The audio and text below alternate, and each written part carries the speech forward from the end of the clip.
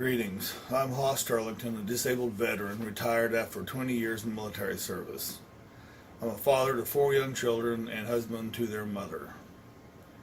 Over 5 years ago, I shot in self-defense a violent career criminal and convicted drug dealer named Daryl Philpott, who turned out to be a police informant in Delaware County.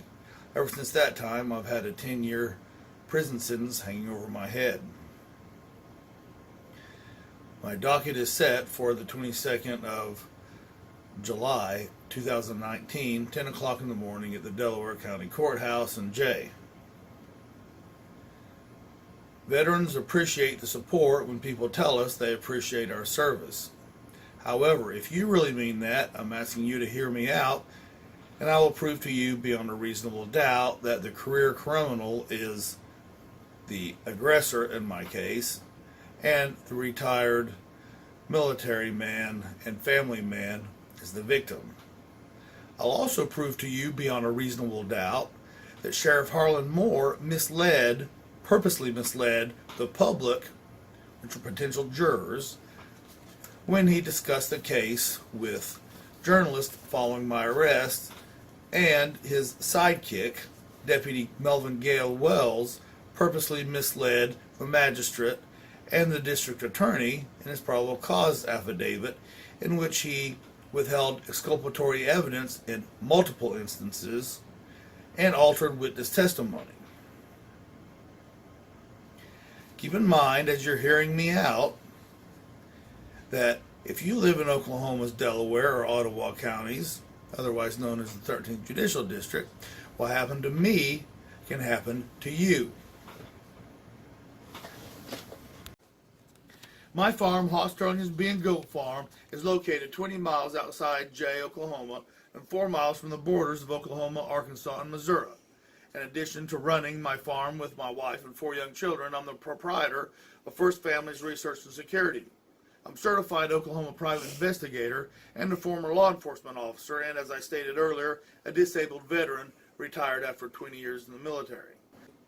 The purpose of this documentary is to expose how a law enforcement officer can make one bad assumption up front and then refuse to accept new information that would refute the original assumption. This refusal to admit any error then leads to the prosecution of an innocent person. In this case, the innocent man is me.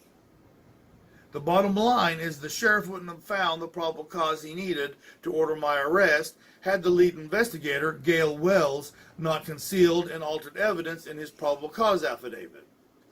In 2014, I caught a group of men trespassing, burning an illegal fire, and apparently involved in drug activity on my family property. They'd taken the license plate off their truck, and all 3 fled when I pulled over.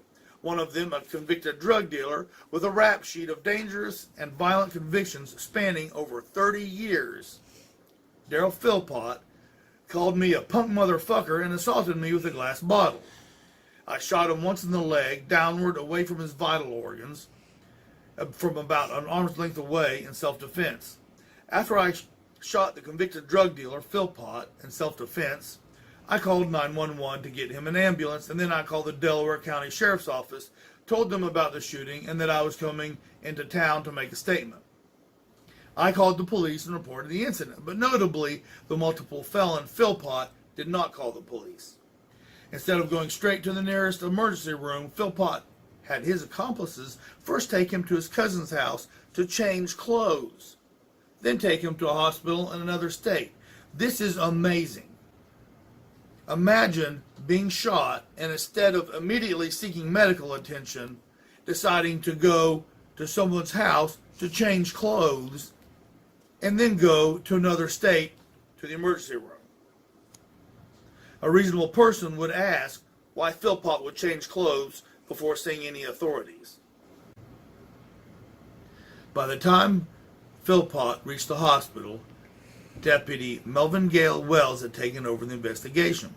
Before hearing my side of how the shooting took place, and before even hearing the convicted drug dealer, who turned out to be his snitch, his side of how the shooting took place, Wells declared Philpott the victim.